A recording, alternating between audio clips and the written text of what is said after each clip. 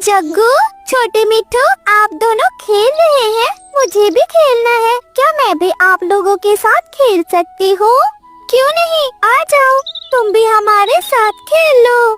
अरे नहीं नहीं, मैं नहीं खिलाऊंगा इसे अपने साथ। मेरी मम्मा कहती है ये गुड़िया जो है ना, ये उन आंटी की बेटी है जिसका नाम रानो है। रानो आंटी ने भागकर शादी की थी। हाँ, इसीलिए मम्मा कहती है इसके साथ ना खेलो और गुड़िया से दूर रहो, क्योंकि गुड़िया के साथ खेलने से हमें इसकी आदतें लग जाएंगी और ये तो अपनी माँ के ऊपर गई होगी। इसकी माँ भगोड़ी है, भगोड़ी।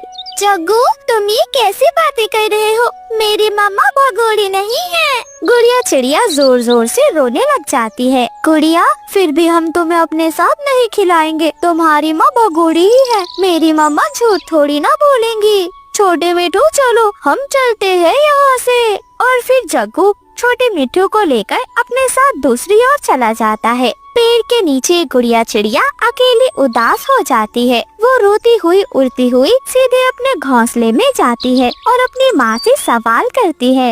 हे भगवान, गुड़िया बेटी, क्या हो गया? आप ऐसे क्यों रो रही हो?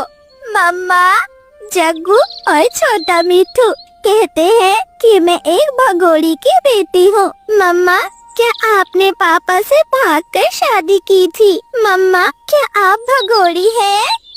गुड़िया बेटी, इतने छोटे छोटे बच्चों को ऐसी बातें कौन सिखाता है? जग्गू को आखिर ये बात किसने सिखाई होगी? मम्मा, जग्गू को उसकी माँ ने कहा है कि उसे मेरे साथ नहीं खेलना, क्योंकि मैं एक भगोड़ी की बेटी हूँ। मम्मा, आज आप मुझे सच सच बताएं, क्या सच में आपने भागकर शादी की थी? इतना सुनकर रानो चिड़िया की आंखों में तो आंसू आ जाते हैं। गुड़िया बेटी, आप भोजन कर लें, मैं भोजन ले आई हूँ, और ये फिजूल की बातें ना क्या करें आप। नहीं मम्मा, आज मुझे जानना है, मैंने नहीं खाना। गुड़िया बेटी, मुझे देर हो रही है, मैं भोजन लेने जा रही हूँ। शाम के लिए भोजन भी लाना है, इस बारे में हम फिर कभी बात करेंगे। और ऐसा कहकर रानो चिड़िया अपने घोंसले से निकल जाती है। रास्ते में उसे गौरी कौवी मिलती है। गौरी बहन, आपका बेटा जग्गू मेरी बेटी गुड़िया को चिढ़ाता है, उसके साथ खेलता भी नहीं है। आपने अपने बेटी को कितना बदतमीज बना दिया है। क्या आपने उसे कहा है कि मैं भागकर आई थी टुन्नू जी के साथ? गौरी बहन, क्या आप अपने बच्चों को ये सब सिखाती हैं?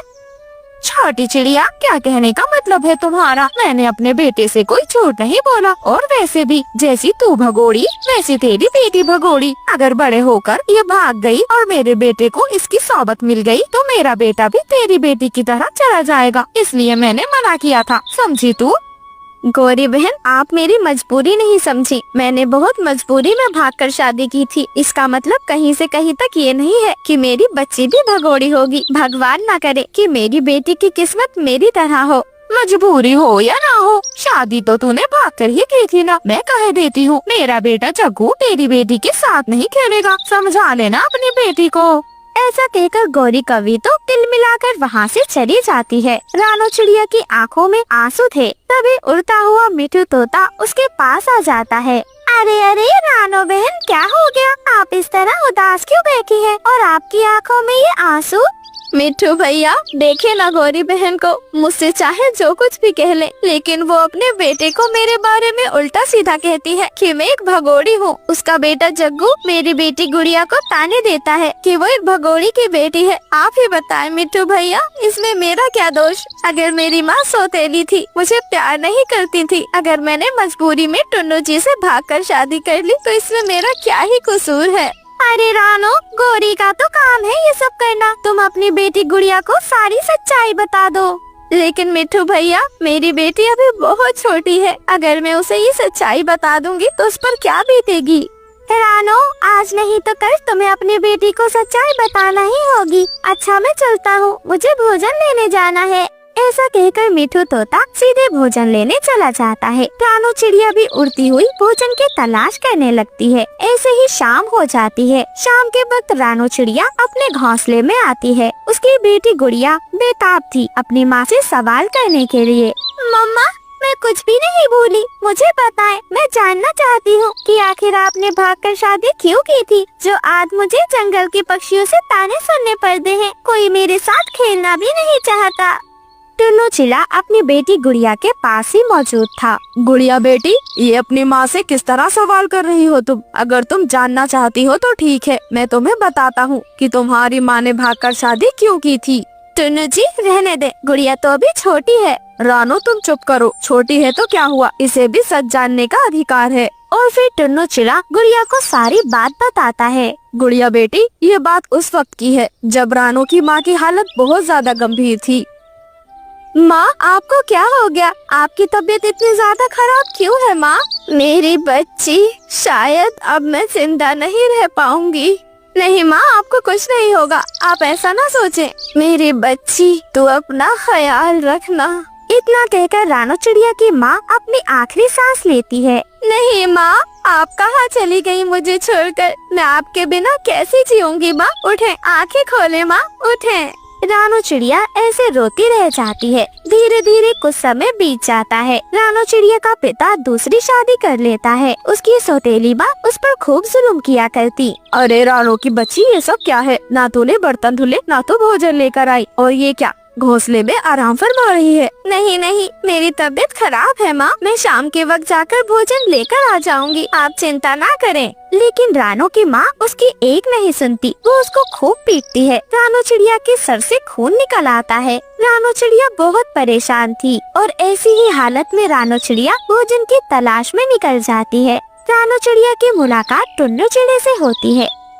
टुन्नू चिड़ा जब उसके सर से खून निकलता देखता है तो वो उससे पूछता है, अरे रानो, ये तुम्हारे सर से ऐसी चोट कैसी? तुम ठीक तो हो ना?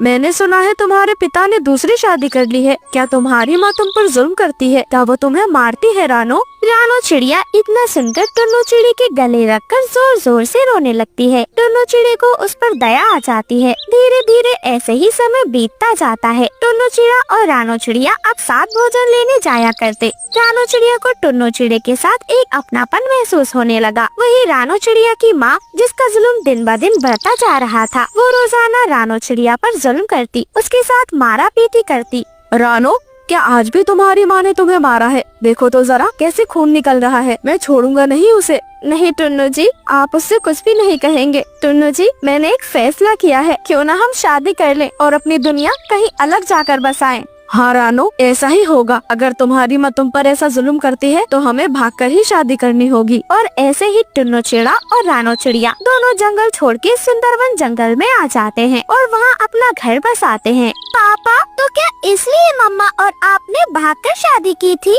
हाँ गुड़िया बेटी, इसलिए आपके पापा ने और मैंने भागकर शादी की थी। हर भागने वाला पक्षी भगोड़ा नहीं होता मेरी बच्ची, कुछ मजबूरियाँ भी होती हैं। मम्मा, मुझे माफ कर दे, मैं आज के बाद आपसे कभी कोई शिकायत नहीं करूँगी। और वैसे भी जग्गू तो बहुत गंदा है, मैंने नहीं खेलना उसके साथ।